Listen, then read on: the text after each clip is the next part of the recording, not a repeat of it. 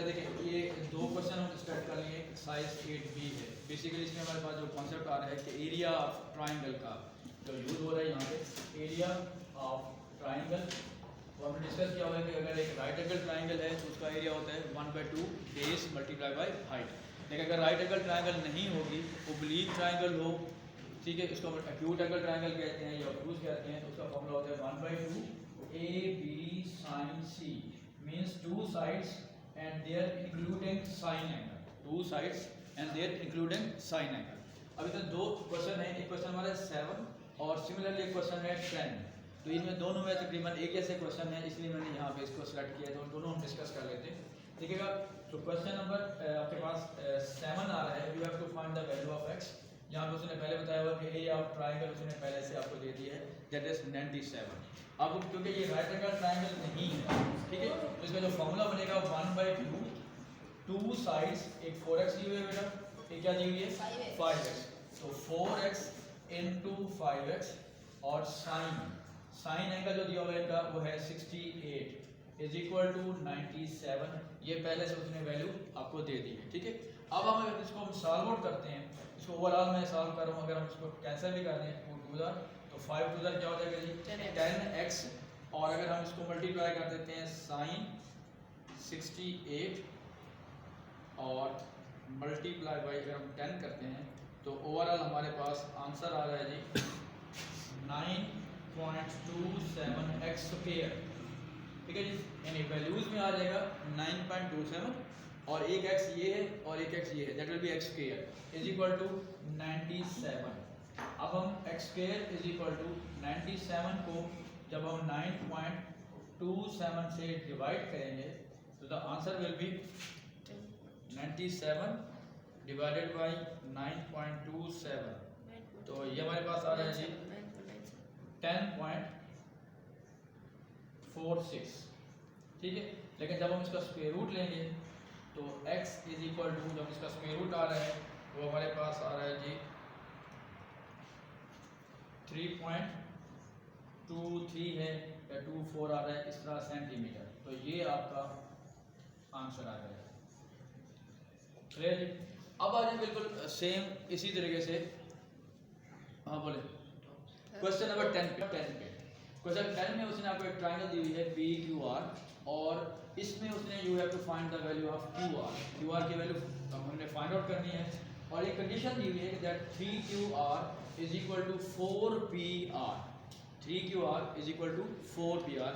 इसको थोड़ा अरेंज कर लें, रिमूव कर लें कि QR is equal to 4/3PR, देख सकते हैं ना जिसको।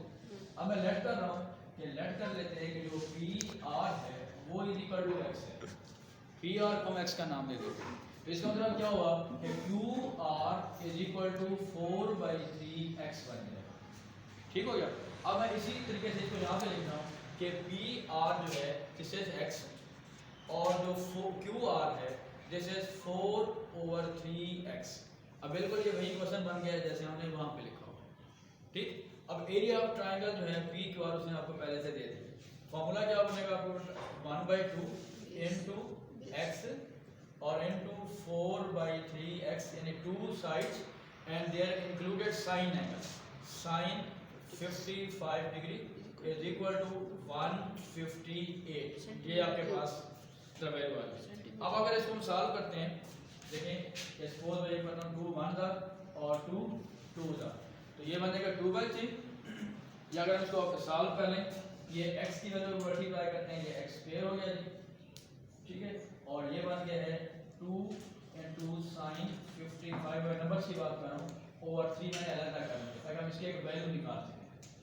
हाँ जी, बात क्लियर हो गई। x into x that will be x square और ये 2/3 इंटू साइन 53, तो हमारे पास जो वैल्यू आ रही है साइन 55